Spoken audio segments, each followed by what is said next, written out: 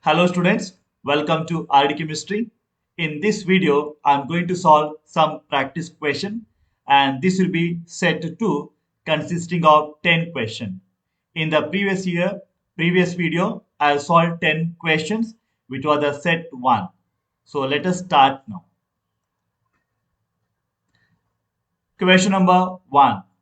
If the concentration of glucose C6H12O6 in the blood is a zero point 0.9 gram per liter, what will be the molarity of glucose in blood?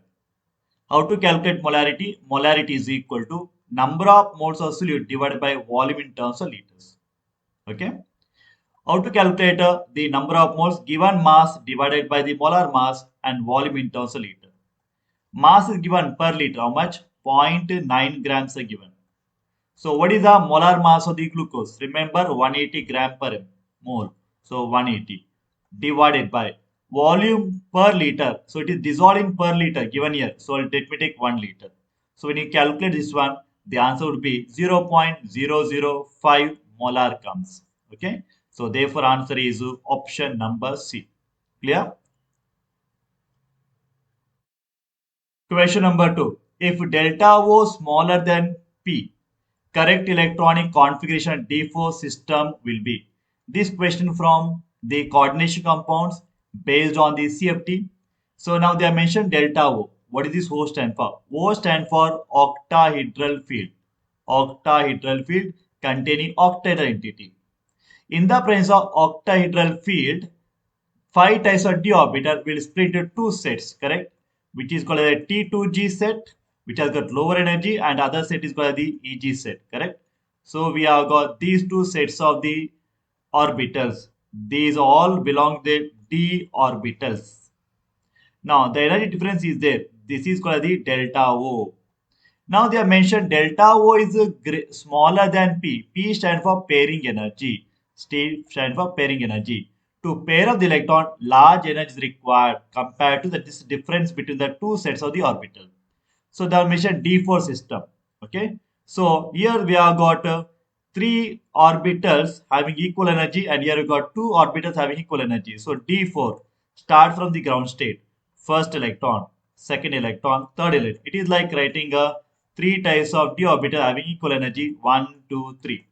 Fourth one can be paired up or need not pair up. Now pairing energy is more than given. So pairing will not take place. Instead, fourth electron will go to the higher level. Fourth electron will go to the higher level. Correct? So it will go to EG level. So this is possible only when there is a weak ligand field and pairing will not take place. Therefore, I can write in T2G there are three electrons. In the EG orbital, only one electron is there, right? Therefore, the answer is option number A. Clear? Right? Question number 3. Wavelength of high energy transition of the hydrogen atom. How many electrons in the hydrogen atom? Only one electron. And that is in the first shell. High energy transition means from the ground state N1 is equal to 1 and N2 will be equal to infinity. That the high transition large amount of energy. Okay, correspond to larger difference between the two shells. Now the corresponding wavelength of helium. When I take helium, there are two electrons are there, but helium plus one only one electron is present. Now for helium also, N1, the first electron is there in the first shell. And suppose you have tried the corresponding high energy transition. So you take N2 is equal to infinity. Correct? So let me write down the equation. We have got nu bar is equal to 1 by lambda. Correct? Which is equal to RH Rydberg into Z square atomic number square into 1 by N1 square minus 1 by N2 square. Right? So what I'll do now, I'll take for hydrogen atom. 1 divided by wavelength is given 92, 91.2 they are given is equal to RH, let it be constant, no, into Z for hydrogen atom is equal to 1. So 1 square is 1 into, so here we have got written N1 and N2 1 by 1 square minus 1 by infinity square, 1 by infinity square 0. So we'll be having here this will be 1 divided by 91.2 R H into 1, correct? Right? Now I'll go for helium plus, only one electron is it. 1 divided by wavelength we don't, we have to calculate. Let it be lambda is equal to RH into helium atomic number is equal to 2. So 2 square is equal to 4, right? Into same thing 1 by 1 square ground level 1 by infinity square, correct? So this is equal to 1 by lambda is equal to RH into 4. Now what we'll do, we'll divide these two equations, right? We have got two equations. So what I'll do, 1 divided by 91.2 actually here, right? Whole divided by 1 by lambda, which is equal to RH divided by RH into 4 times. RH a common term.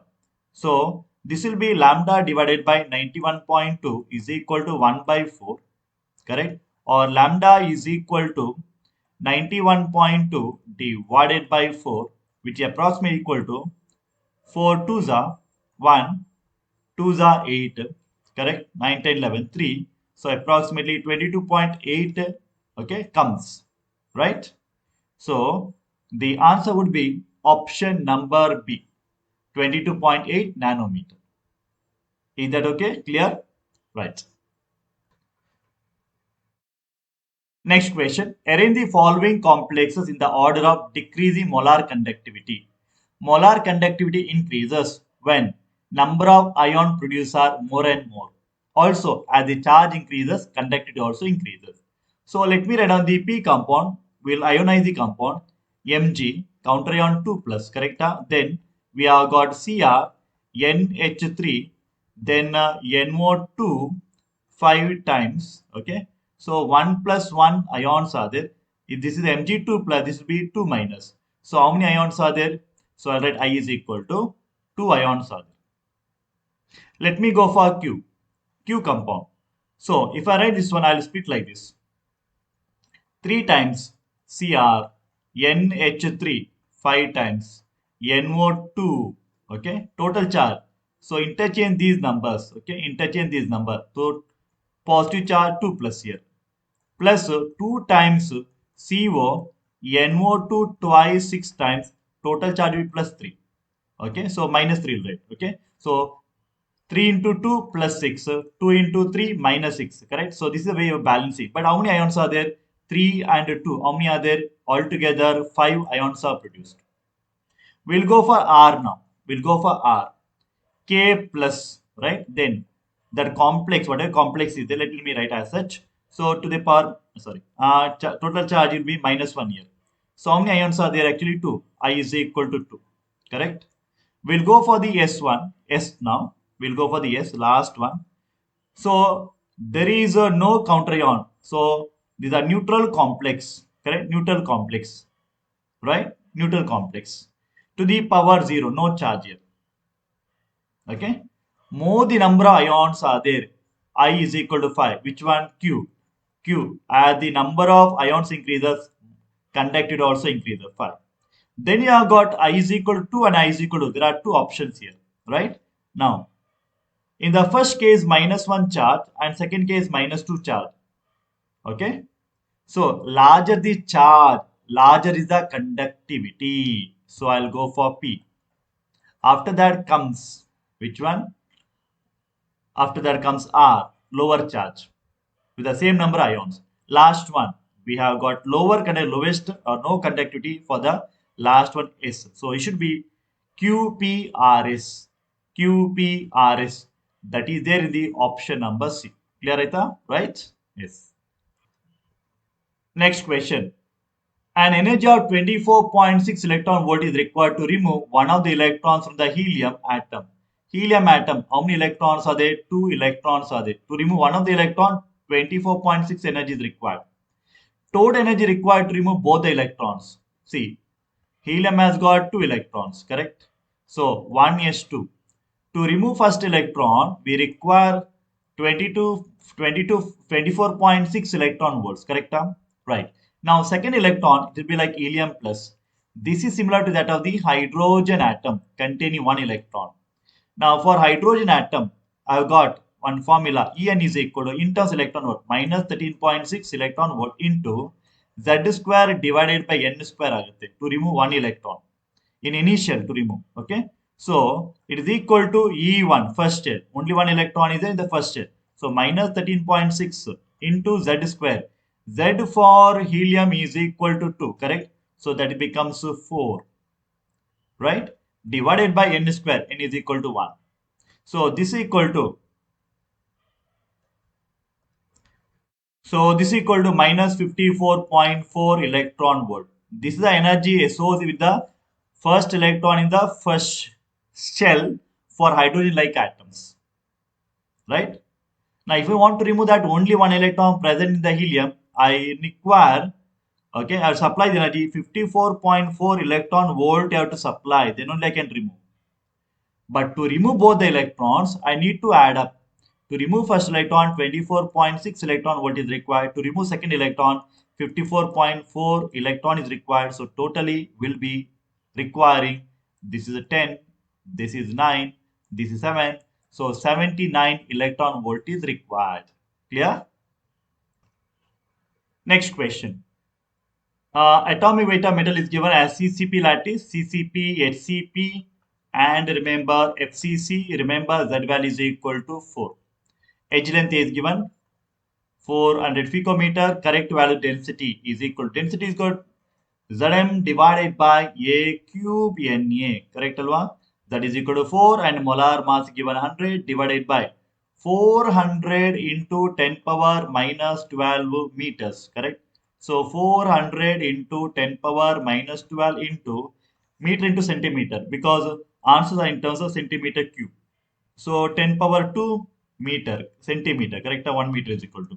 So this will be 4 into 10 power minus 8 centimeter ಆಗುತ್ತೆ ಅದನ್ನ cube ಮಾಡಬೇಕು so cube ಅಂದ್ರೆ okay so 4 into 4 into 4 times ಕರೆಕ್ಟಾ cube into 10 power minus 8 cube ಮಾಡಿ okay 24 ಆಗುತ್ತೆ minus 24 ಆಗುತ್ತೆ into ಅವಗಾಡ್ number 6 into 10 power 23 ಆಗುತ್ತೆ ಕರೆಕ್ಟಾ 1 4 get cancel ಕರೆಕ್ಟಾ so this equal to 1 divided by 16 correct 1 divided by 60 into 6 ಇದೆ into 10 to the power minus 24 plus 23 plus minus 1 ಆಗುತ್ತೆ ಇಲ್ಲಿ 100 ಇದೆ so you bring it here becomes 1000 divided by 16 into 6 further calculation will lead to the answer wait so this will give approximately 10.42 gram per cm cube ಕೊಡುತ್ತೆ okay so answer would be option number C clear ಆಯ್ತಾ right.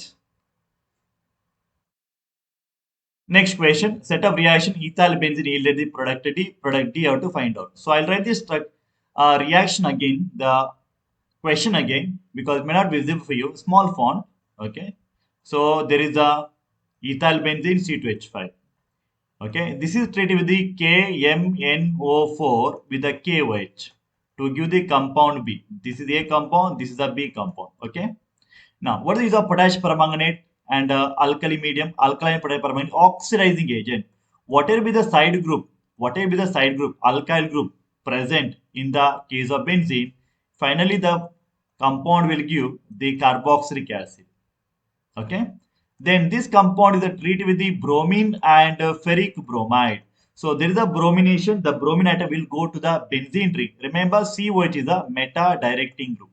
So therefore, we are expecting the COOH and to the meta position Br and ferric bromide is a catalyst.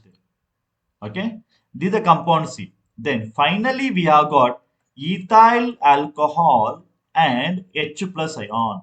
So there is a carboxylic acid, there is a alcohol, there is a acid medium. So we require the esterification reaction here, correct? So we'll be write down the esterification reaction. So get ester. So we are going to get a ethyl ester, and here there is a Br. So this will be the D. So you have to find out that one. See the option carefully now. Okay, it was hidden here. So let me scroll down. Yeah. Can you tell me the answer now? See here, these two are meta to each other. Okay, not the answer. This is not the answer. COH is there and ethoxide is there, not the answer. See, last option is the answer. So they are meta to each other. One is the ester and there is a meta position Br. So option number is D. Clear? Artha aitalva? Next question, in a cube closed pack structure of mixed oxide, lattice is made up of oxide. So it is a cubic closed packing and oxide form that CCP lattice, let the number of oxide be equal to N. Okay. Then 20% tetrahedral voids are occupied by the divalent X2. So X2 plus is there. This is there in the 20% of the tetrahedral voids, correct? If there are n particles are with forming the CCP, tetrahedral void should be 2n, general rule. But 20% occupied. Out of 100%, only 20% is occupied. Okay. So this is equal to 2n into 1 divided by 5, right? Next one. 50% of the octahedral voids are occupied by trivalent. So Y3 plus is there. So 50% is occupied by octahedral voids. If there are n number of atoms forming the CCP, number of octahedral voids is equal to same number n, but only 50% occupied. So out of 100, only 50% occupied. So for n how much?